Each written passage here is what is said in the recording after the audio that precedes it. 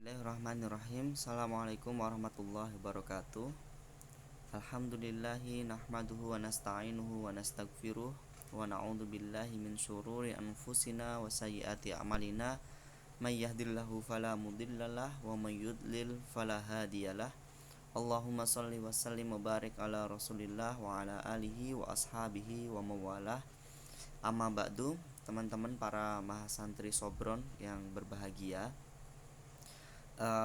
Pada sesi kali ini saya melakukan perkuliahan secara online dikarenakan pada minggu ini saya tidak bisa mengajar secara langsung.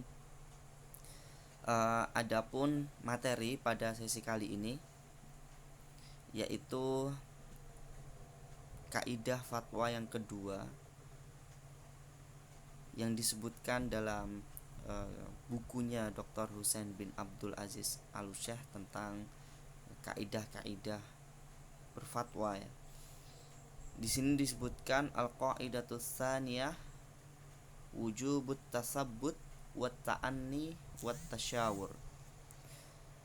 Jadi kaidah yang kedua ini adalah kewajiban memastikan kebenaran dan tidak tergesa-gesa dan juga melakukan musyawarah ketika berfatwa. Ini menjadi penting untuk teman-teman ketahui karena fatwa itu bukan sesuatu yang begitu orang tanya harus segera dijawab gitu ya, saya kira. Apalagi persoalan ini besar atau menyangkut misalnya berkaitan dengan akidah atau berkaitan dengan ubudiyah yang itu perlu kajian mendalam gitu. Namun lain halnya ketika memang pertanyaan itu bisa spontanitas dijawab. Namun dalam kaidah kedua tetap menekankan bahwa wujubut tasabbut wa ta'anni wa tasyawur. Jadi wajib memastikan kebenaran, tidak tergesa-gesa dan bermusyawarah. Baik, kita pelajari dulu dalil-dalil terkait dengan musyawarah atau terkait dengan kaidah ini, memastikan suatu hukum terlebih dahulu, tidak tergesa-gesa. Disebutkan dalam surah Ali Imran ayat ke-159, A'udzubillahi minasyaitonirrajim. Fabima rahmatim minallahi lintalahum walau kunta faddan ghalidul qalbi lan faddu min haulik fa'fu anhum wastaghfir lahum wasyawirhum fil amri fa idza azamta fatawakkal 'alallah innallaha yuhibbul mutawakkilin. Yang artinya maka disebabkan rahmat dari Allah lah kamu berlaku lemah lembut terhadap mereka. Sekiranya kamu bersikap keras lagi berhati kasar, tentulah mereka menjauh dari sekelilingmu. Karena itu maafkanlah mereka, mohonkanlah ampun bagi mereka, dan bermusyawarahlah dengan mereka dalam urusan itu. Kemudian apabila kamu telah membulatkan tekad, maka bertawakallah kepada Allah. Sesungguhnya Allah menyukai orang-orang yang bertawakal. Nah, ini kalau dalam penjelasan kalimatnya dari ayat ini, bahwa urusan yang dimusyawarahkan itu apa ya, berkaitan dengan peperangan kalau pada masa Rasulullah, dan hal-hal duniawi lainnya seperti urusan politik, ekonomi, kemasyarakat dan lain-lainnya. Saya kira fatwa berkaitan berbagai bidang hal ini. Jadi teman-teman mahasantri Sobron, jadi musyawarah itu tidak hanya pada hal-hal ubudiyah saja, tetapi juga hal muamalah.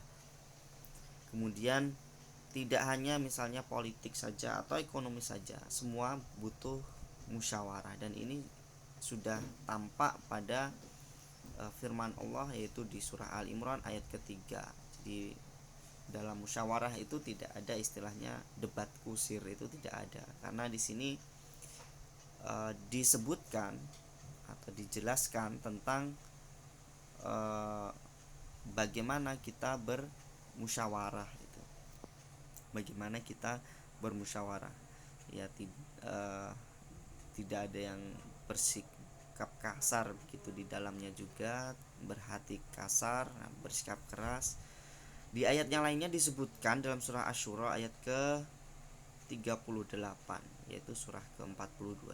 Walladzina stajabu li rabbihim wa aqamus sholata wa amruhum syura bainahum wa mimma razaqnahum yunfiqun. Jadi bagi orang-orang yang menerima atau mematuhi seruan Tuhannya dan mendirikan sholat sedang urusan mereka diputuskan dengan musyawarah antara mereka dan mereka menafkahkan sebagian dari rezekinya, maka kami berikan kepada mereka. Wa mimma razaqnahum yunfikun, dan mereka menafkahkan sebagian dari rezeki yang kami berikan kepada mereka.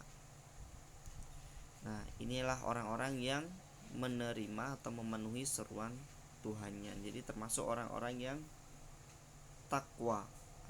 Jadi diantaranya adalah melakukan musyawarah dalam memutuskan perkara, termasuk dalam hal fatwa. Nah, ini sebelum kita bertawakal maka harus ada upaya terlebih dahulu dalam melakukan musyawarah. Kemudian dalam surah lainnya, kalau tadi disebutkan kaidah yang kedua itu dalam menetapkan fatwa tidak boleh adanya terburu-buru. Maka dalam surah Al-Qiyamah ayat ke-16 sampai 19 itu disebutkan la tuharrik bihi lisanaka lita'jala bih. Inna alaina jam'ahu wa qur'ana fa idza qara'na fattabi' qur'ana summa inna alaina bayana. Jadi janganlah kamu gerakkan lidahmu, la tuharrik bihi lisanak, untuk membaca Al-Quran karena hendak cepat-cepat menguasainya. Jadi memahami Al-Quran pun sebenarnya tidak boleh kita terburu-buru. Ya ada proses di sana, memahami kata, cara membaca yang benar. Inna alaina jam'ahu wa qur'ana, sesungguhnya atas tanggungan kamilah mengumpulkan di dadamu, ya. Artinya pemahaman yang kemudian itu diimplementasikan dalam kehidupan sehari-hari dan membuat pandai membacanya, termasuk dalam belajar membaca Al-Quran itu, ya. Meskipun ada cara cepat tetapi tidak boleh terburu-buru, ya. Cara cepat dan terburu-buru itu sama atau tidak, ya? Gercep sama terburu-buru, saya kira berbeda, hal yang berbeda. Gerak cepat tapi tepat sasaran, ya itu sebenarnya yang diharapkan, penuh dengan pertimbangan. Fa idza qara'na fattabi' qur'ana, apabila kami telah selesai membacanya maka ikutilah bacaan itu. Summa inna alaina bayana, kemudian sesungguhnya atas tanggung jawab kamilah penjelasannya. Nah, itu dalil dari Al-Quran tentang bagaimana kita tidak harus buru-buru atau dilarang, justru dilarang, bukan tidak hanya sekedar tidak harus tetapi dilarang terburu-buru dalam menetapkan suatu fatwa. Dalam surah Al-Isra ayat ke-11 juga disebutkan wa yad'ul insanu bisyarri du'aahu bil khairi wa kanal insanu ajula, dan manusia berdoa untuk kejahatan sebagaimana ia berdoa untuk kebaikan, dan manusia itu bersifat tergesa-gesa.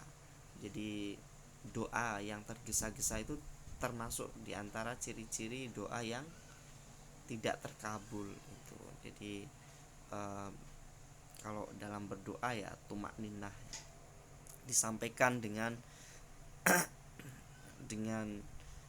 tenang, kemudian dengan penuh penghayatan. Nah, itu saya kira termasuk bagian dari adab doa. Kita tafsirkan surah Ali Imran ayat ke-159 yang sudah kita baca sebelumnya. Maka kata musyawarah itu diambil dari akar kata syawara yusyawiru, berkumpul untuk memutuskan suatu perkara, yang pada mulanya ini bermakna mengeluarkan madu dari sarang lebah. Ini dalam eh, tafsir tafsirnya Quraisy Shihab ya, itu berkaitan dengan eh, tafsir tematik ya, dengan eh, beribu persoalan. Makna ini kemudian berkembang sehingga eh, mengeluarkan sesuatu, mengeluarkan madu intisari dari sarang lebah itu ya tidak hanya kita ketika mau panen lebah saja, tetapi ini kemudian diderivasi, diturunkan atau diaplikasikan pada persoalan yang lainnya. Misalnya ketika kita mau mengambil suatu kesimpulan atau mengeluarkan suatu hukum dalam beristimbat hukum, nah maka ya harus dikeluarkan dengan sungguh-sungguh, itu harus ditetapkan dengan sungguh-sungguh. Di antara indikator sungguh-sungguh itu ya tidak terburu-buru dan harus ditetapkan dengan musyawarah itu tadi. Nah, kalau kita syawara yusawiru sebagai makna mengeluarkan madu dari sarang lebah, maka kita pahami dulu lebah itu bagaimana sifatnya. Lebah itu makhluk yang sangat disiplin ya. Dia kapan mencari sari makanan, kapan mengumpulkannya, nah itu datang dan perginya itu ya disiplin.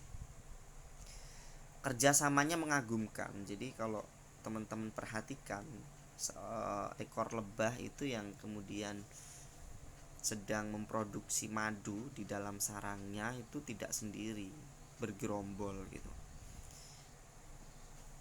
Kemudian apa yang dia cari pun adalah sesuatu yang inti atau sari kembang. Jadi yang bukan yang buruk-buruk tetapi yang jelek-jelek. Bukan yang buruk-buruk atau yang jelek-jelek tetapi yang baik-baik.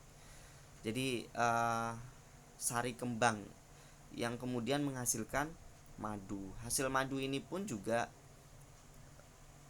banyak ya, beberapa dalil menyebutkan tentang keutamaan madu, diantaranya sebagai obat gitu.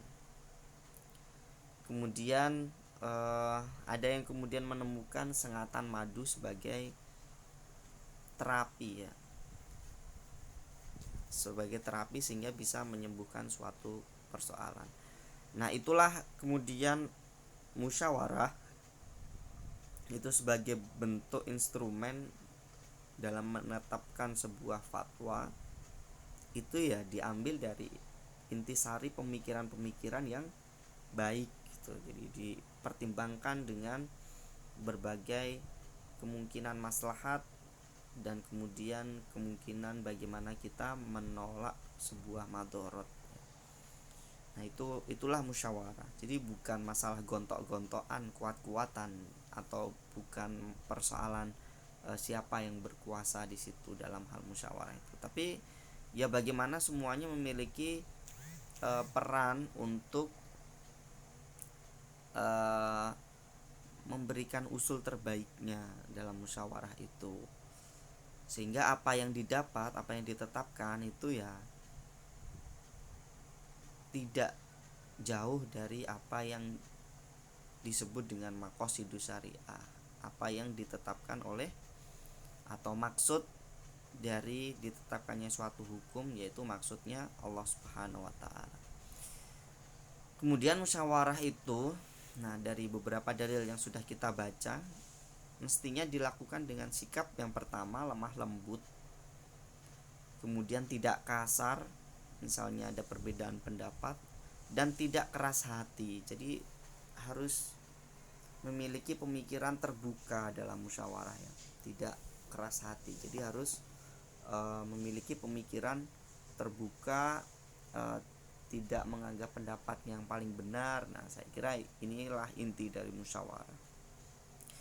Kemudian tidak keras hati serta saling memaafkan. Jadi setelah musyawarah ditemukan mufakat itu ya, kemudian ketika orang usul tidak dipakai, tidak mutung gitu ya.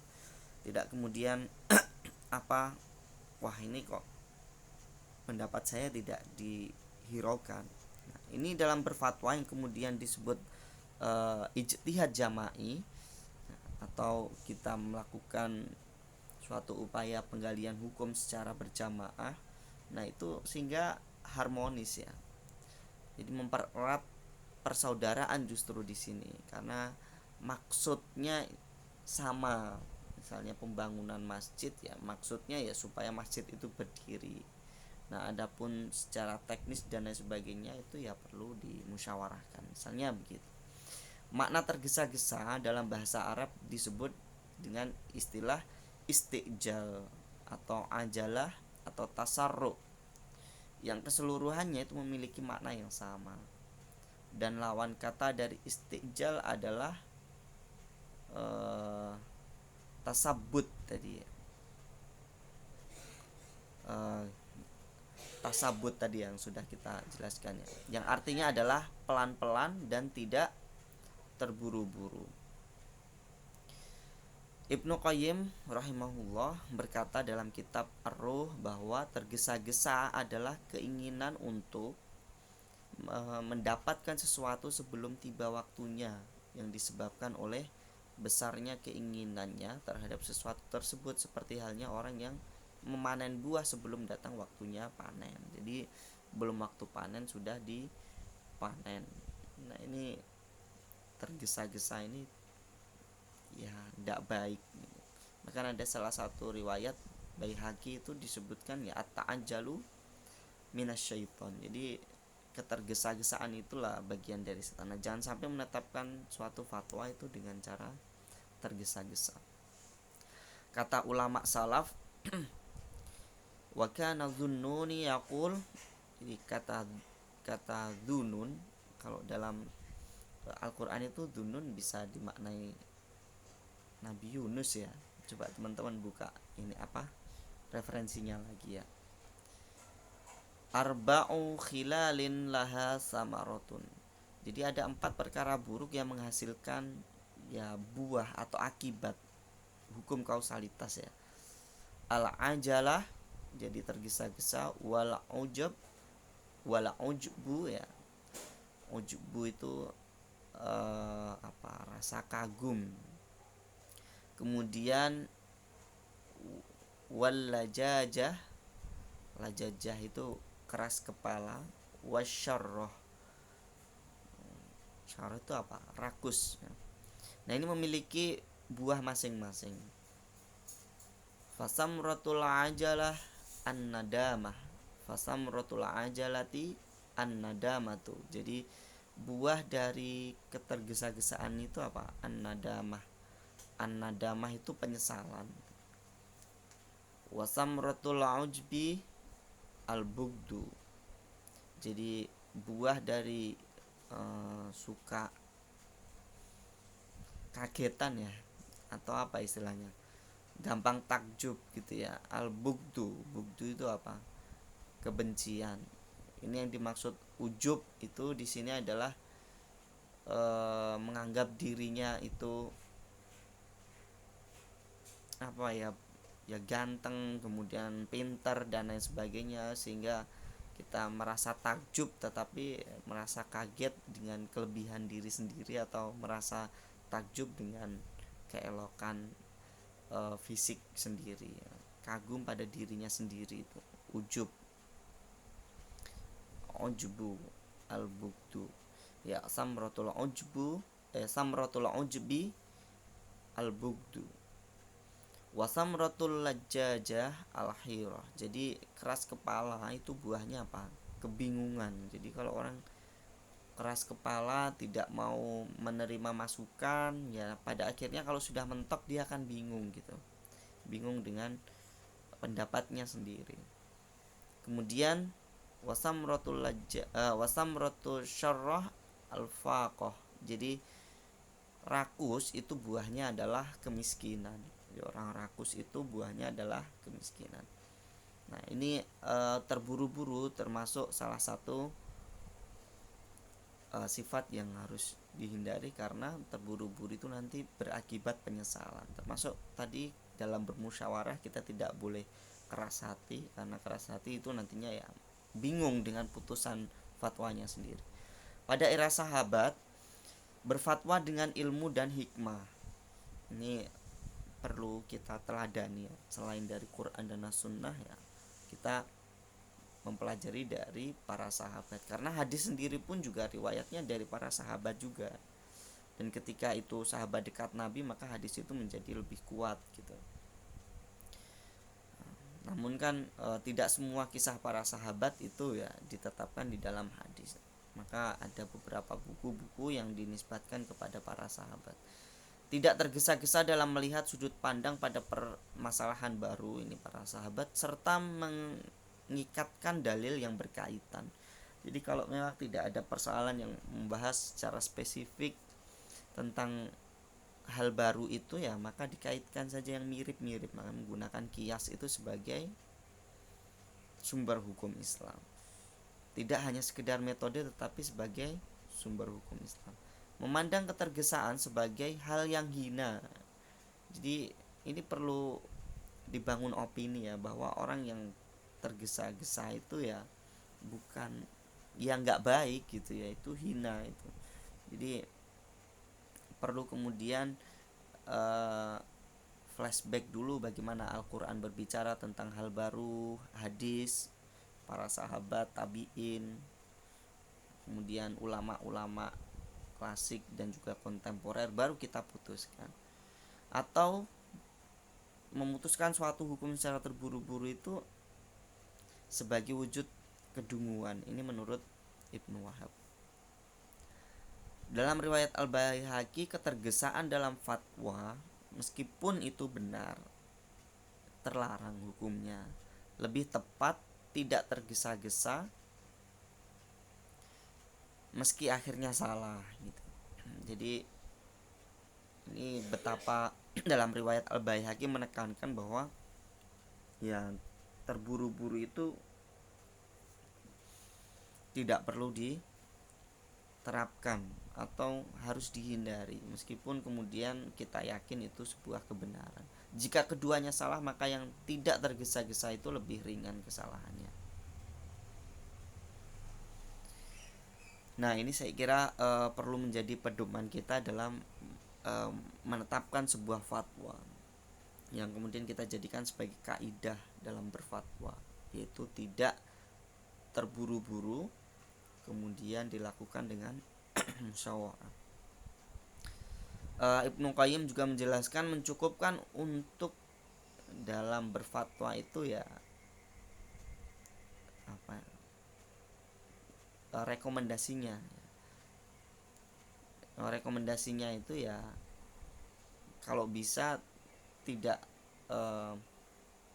dalam hal ini ada unsur-unsur yang harus dipenuhi lah. Jadi ketika memang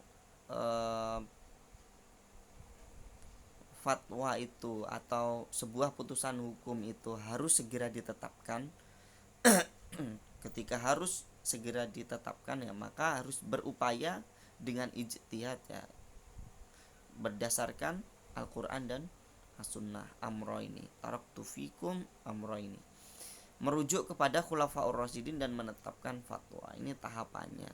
Jadi tidak langsung menetapkan fatwa berdasarkan ra'yu, tetapi harus dilandaskan amroini dulu, kemudian baru khulafaur rasyidin.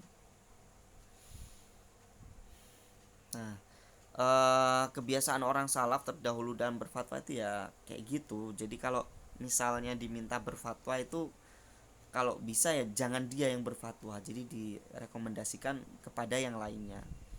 Ketika memang dirinya yang ternyata harus menetapkan suatu hukum ya, maka ya dia berijtihad didasarkan pada amro ini, kemudian merujuk kepada khulafaur rasyidin dan menetapkan fatwa. Nah, kita bisa studi kasus nih. Misalnya penetapan hadis riwayat Bukhari dari Ibnu Abbas, jika ada wabah di suatu tempat maka hindarilah, jika kamu di dalamnya jangan keluar darinya. Ternyata hadis ini asbabul wurudnya dan kisah di balik hadis ini, ketika Umar bin Khattab ya melakukan perjalanan, kemudian ada kabar bahwa di Syam itu ada wabah di sana. Maka apa yang dilakukan Umar bin Khattab, apakah dia secara spontan menetapkan apakah kita masuk saja atau tidak usah masuk? Nah, tidak langsung begitu Umar bin Khattab, tetapi dia berkonsultasi kepada muhajirin, karena muhajirin ini adalah kaum yang dengan keimanan mereka melakukan hijrah ke Madinah. Jadi dirasa patut untuk dimintai pendapat, karena tidak sembarang orang hijrah ke Madinah ya. Kemudian dapat hasilnya ternyata berselisih. Kemudian setelah berselisih maka dia bertanya lagi kepada kaum Ansor, yaitu orang Madinah yang menerima hijrahnya para penduduk Mekah untuk menyelamatkan imannya. Pun di situ juga berselisih. Kemudian berkonsultasi kepada Abu Ubaidah, tapi Abu Ubaidah itu menyampaikan apakah kita akan lari dari qadar Allah, ketetapan Allah Subhanahu wa taala. Nah, ternyata tidak hanya sekedar ini masalah takdir atau bukan tetapi jangan sampai kemudian ketetapan atau kebijakan yang diambil oleh Umar bin Khattab itu salah gitu, atau ya jauh dari benar. Yang ketiga, kemudian dia konsultasi kepada pembesar Quraisy yang hijrah pasca Fathu Mekah, yang pada akhirnya bersepakat dan untuk menghindari lokasi itu atau memastikan bahwa lokasi itu memang ada wabah yang sangat cepat penularannya dan mematikan. Maka orang yang berada di wilayah itu pun juga dilarang untuk keluar. Kemudian bagian waris per 6 untuk neneknya. Ini pada masa Abu Bakar As-Siddiq, untuk nenek ya. Jadi asbabul wurudnya ini hadis yang menyatakan bahwa bagian waris bagi nenek itu adalah 1/6. Kalau ada 2 maka dibagi 2, artinya ada 2 nenek gitu. Maka Abu Bakar ini berkonsultasi dulu, yang pertama kepada Al-Mughirah bin Syu'bah, kemudian berkonsultasi dengan Muhammad bin Maslamah. Tidak langsung dia menetapkan, tetapi berkonsultasi. Karena Abu Bakar merasa ini bukan bidang saya tidak menguasai tentang ilmu faraid, maka saya tanyakan dulu kepada Al-Mughirah bin Syu'bah dan juga Muhammad bin Maslamah. Saya kira ini merupakan kaidah dalam berfatwa ya, jangan jadi satu kepala itu dengan banyak kepala yang kemudian diambil intisarinya, itu kan lebih mendekati kebenaran atau istilahnya berbagi resiko lah kalau itu salah, tapi kan berupaya untuk benar di sini. Kemudian Syekh Muhammad Habibullah bin Maya'ba Asy-Shinqoti ya, dalam Dalil As-Salik alal Muwatta al-Imam Malik ya, disebutkan sebagian orang mengira bahwa cepat itu adalah bagus dan dianggap pintar dalam syariat. Jadi teman-teman nanti kalau mau balik hijrah ya jangan beranggapan bahwa ketika ada pertanyaan langsung bisa dijawab itu dianggap pintar ya. Menurut para ulama salaf itu ya nggak begitu. Ya lebih baik itu lambat tetapi untuk kebenaran yang hakiki atau untuk kebenaran yang lebih mendekati. Kemudian terkadang yang terburu-buru itu bisa sesat dan menyesatkan sang penanya. Itulah akibat dari orang yang bodoh. Begitupun dengan mufti, orang yang menetapkan fatwa itu tidak meninjau ulang fatwanya atau apa yang akan diputuskan, tidak memeriksa dengan teliti dan tidak banyak membaca, maka ya itu indikator sesat dan menyesatkan, itu ya begitu.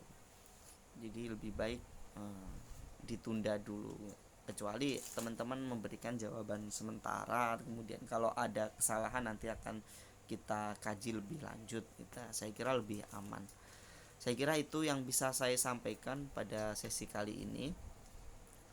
Mungkin kalau ada pertanyaan bisa disampaikan di minggu yang akan datang ya.